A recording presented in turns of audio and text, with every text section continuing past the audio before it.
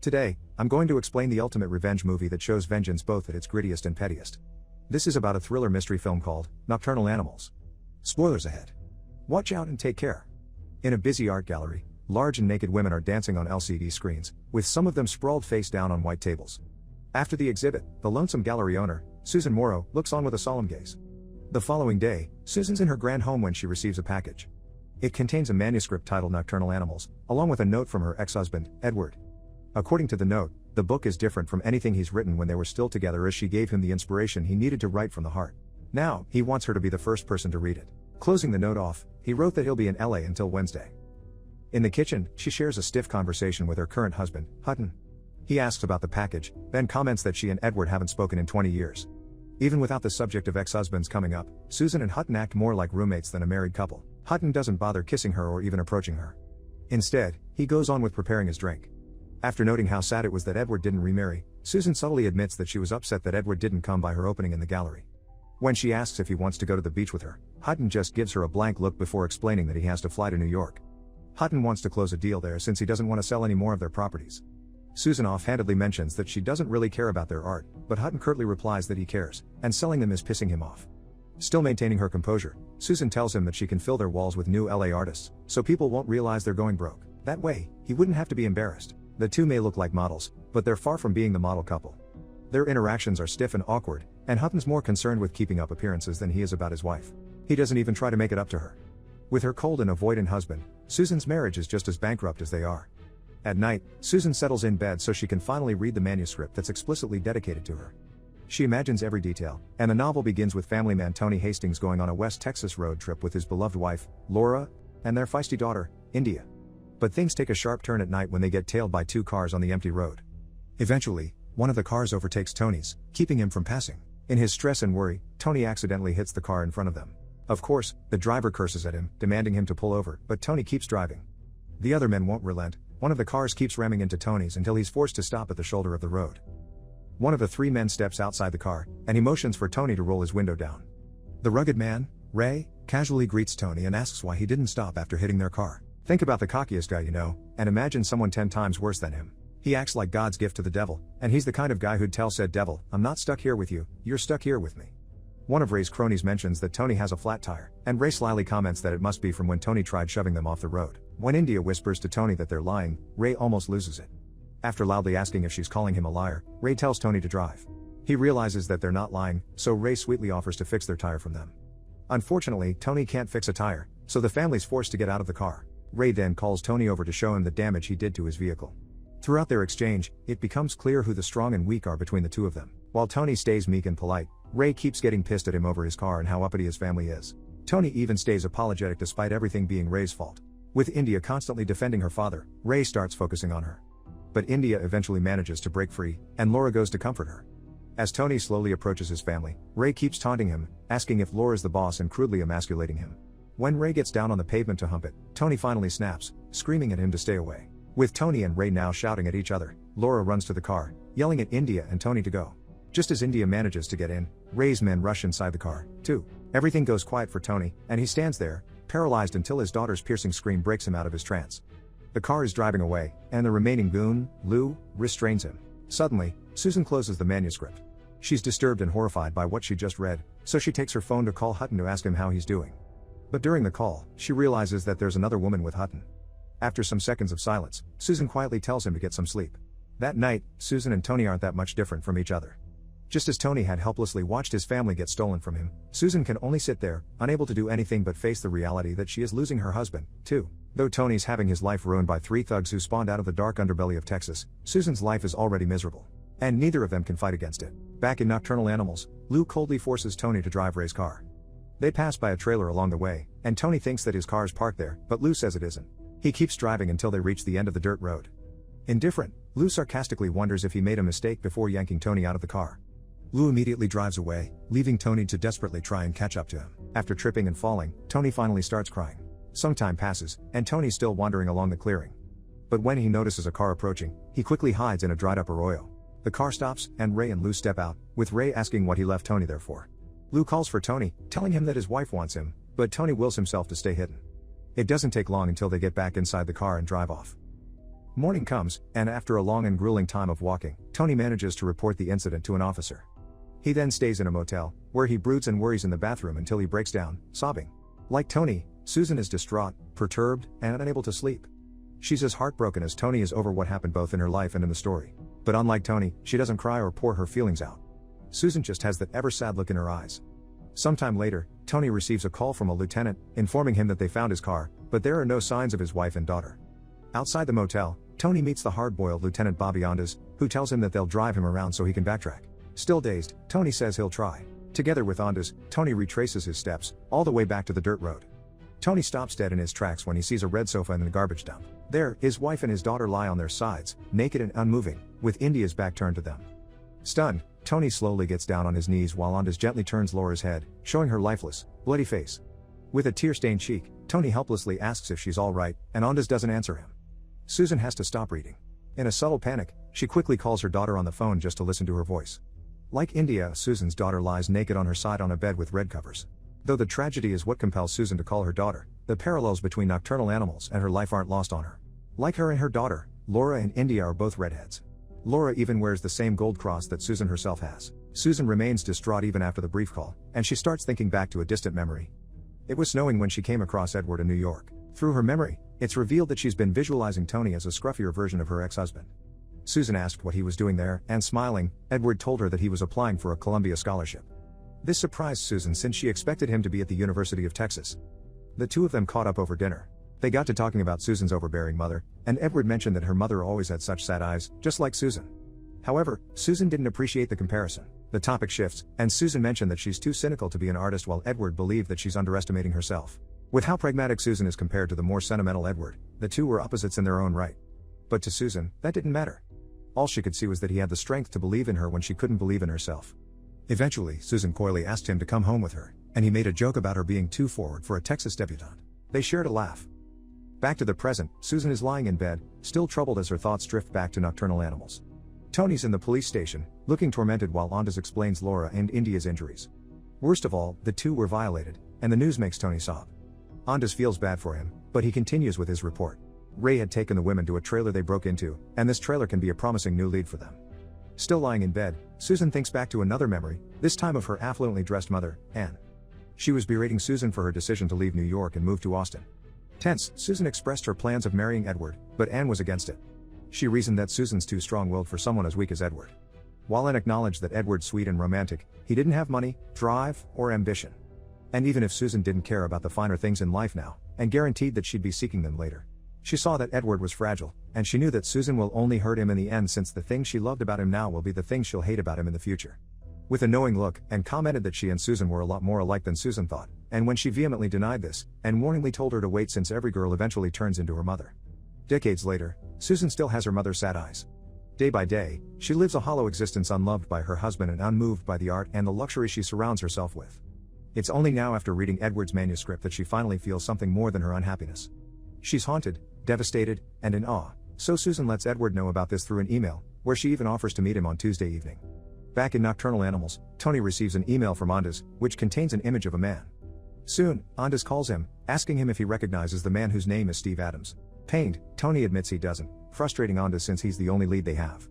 One night, Tony has a horrific nightmare of his daughter being violated. As she screams and struggles, the man suddenly turns to look straight at Tony with a wicked smile. This jolts him awake. Later, Tony calls Ondas to inform him that he's sure that Steve Adams is one of the men. A year passes, and a clean-shaven Tony heads to the police station, where Ondas is smoking outside. Ondas tells him about an attempted holdup at the supermarket, and there, one of the guys got killed, one escaped, and one was caught by them.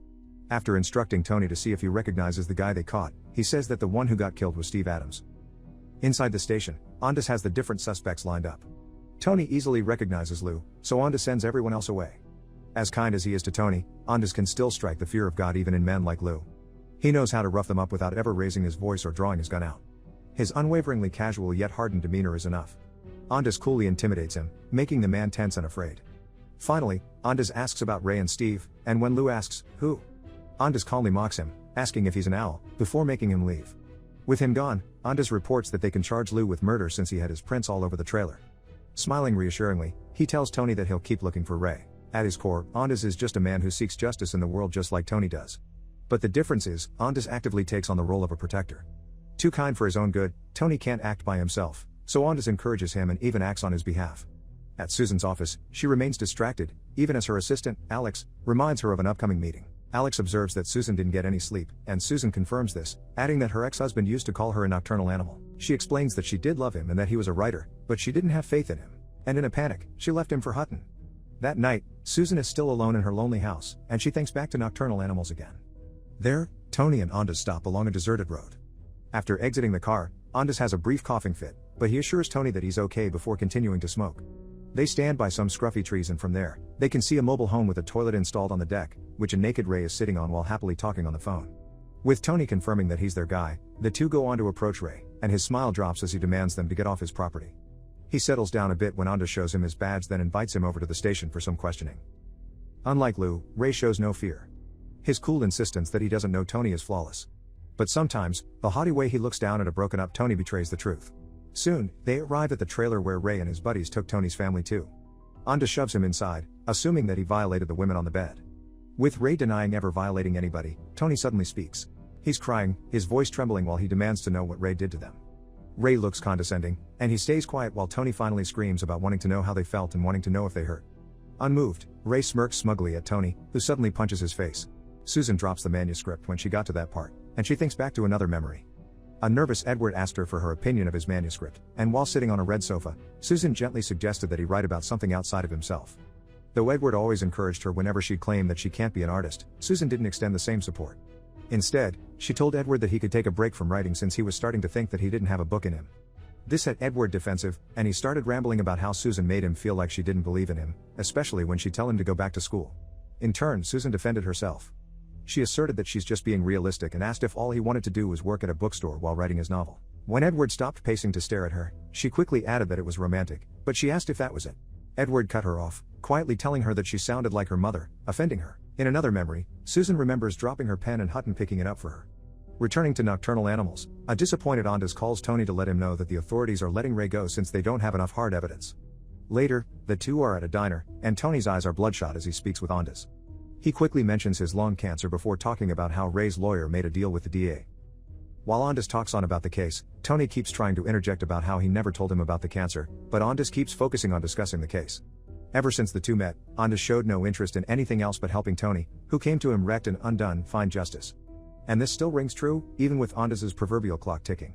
Finally, Tony gets him to stop for a second to ask about Andis's family. After Tony encourages him to eat, Andis asks Tony, off the record, what he wants him to do with Ray. Tony asks him what he can do, and Andis confidently says anything he'd like. He firmly asserts that he's got nothing to lose, and he's not letting that crap DA screw up his last case, nor is he letting another murderer go free. Overwhelmed, Susan takes another break from reading the manuscript, and another memory comes to her. While they're walking along the streets, Susan started talking about how she and Edward weren't right for each other and how she needed a life and a future with more structure. Though Edward tried reassuring her, Susan admitted that she's unhappy. Edward stopped, and as Susan started telling him he's sensitive and romantic, he cut her off, saying that she thought he's weak like she's already told him before. For all of Susan's insistence that she will never be like her mother, her conversation with Edward was beginning to sound like a repeat of her mother's own warning. Susan started wanting more in life, and there was no longer a place for Edward's tame and unambitious sensibilities there. Susan kept firmly repeating that she never said he's weak, and Edward cut her off again, asking if she loved him. Though she insisted that that wasn't the point, she relented and answered that she did love him. Unsatisfied, Edward responded that when you love someone, you work it out and be careful with it. Otherwise, you might never get it again. Tearful, Susan confessed that she couldn't do this with him anymore, and she continued walking away. Returning to nocturnal animals, Andis forcefully takes a cuffed Ray to his house. He kicks him to the bed and makes him sit up before aiming a gun at him. However, Andis starts feeling sick, so he gives the gun to Tony while he throws up. Meanwhile, Tony doesn't even look like he's held a gun before, and Ray laughs at their sorry display. Had it been any other vengeful man in front of him, Ray would be liable to getting shot between his eyes. No ifs or buts, this cocky son of a gun would have gone down. But instead, it's just Tony, still Tony. Upon returning, Andis spits on Ray's face. A sheriff then comes in to shove Lou inside, so Andis takes the gun from Tony and shoves Lou to the bed. Despite the two's protests, Andis roughs them up and intimidates them. With Lou looking like he's ready to break, Andis pulls him up, and he antagonizes him with his gun until Lou starts apologizing repeatedly. After patronizing him some more, Andis turns him to Tony and hands him the gun. He then removes Lou's handcuffs before grabbing Ray to remove his, too. Now, Andis has both Lou and Ray at the end of Tony's gun. But Tony remains unsure and nervous despite Andis' encouragement. After a year of seeking justice, Tony is finally face to face again with the two men who ruined his life. But Tony hasn't changed. He's still the same mild and sensitive man from the dark highway who can't find it in himself to hurt anyone. Suddenly, Andis starts coughing, and he quickly runs off to throw up again. Tony's still unable to do anything, so Ray and Lou bolt out of the house. Andis returns immediately, and after taking his gun back from Tony, they give chase. He manages to shoot Lou down while Ray escapes. Wheezing, Andis weakly approaches Lou, and without listening to his pleas, Andis shoots him. This startles Tony, as well as Susan in the real world. She starts thinking back to another time in her past. After being in a medical clinic, Susan's in a car with Hutton. She started crying and talking about how she didn't even believe in abortions. Devastated, Susan said that she'll never be able to look at Edward after what she did to his child, to which Hutton assured her that he'll never find out. With Hutton's arms wrapped around her, Susan realized that Edward was watching them from outside the car. In that moment, Edward was just like Tony. Like him, a car was where Edward would last see his family. And from that point on, Edward had to live without his wife and his child. In Nocturnal Animals, Tony breaks into sobs before shouting that he's glad that Andis shot Lou. Now on his knees, he starts blaming himself for everything that happened. Gently, Andis holds his shoulder, promising Tony that he's okay. After making Tony look at him, he sincerely tells him that he's a good man. With Tony calming down, Andis instructs him to go to the trailer to see if Ray's there, while he will go to the highway to check there. Then, he gives Tony his own gun. Concerned, Tony asks if Andis is in trouble for all this, and Andis retorts that he doesn't care. He's dying. It was tragic, definitely, to put vengeance in the hands of a dying man with nothing to lose. But clinging to vigilante justice may be the only way Tony will know peace. After all, nobody ever gave him the chance to make things right, nobody but Andis. Soon, Tony arrives at the trailer.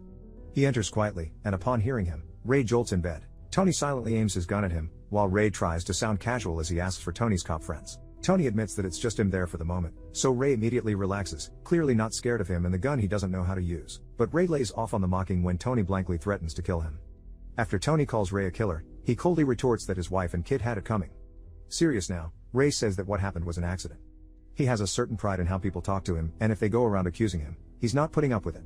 Accusations give him the right. If his daughter thought he was going to violate her, then he's going to violate her. To this, Tony keeps weakly repeating that nobody gets away with what they did to his family, so Ray calls his bluff, telling Tony to kill him. Smirking, Ray muses about how fun it is to kill people, getting Tony riled up. Here, it becomes even clearer what kind of man Ray is. He could keep saying that he killed Laura and India out of his own twisted sense of pride, but his reasons were and will always be much simpler than that. He's a sick man who loves having power over people.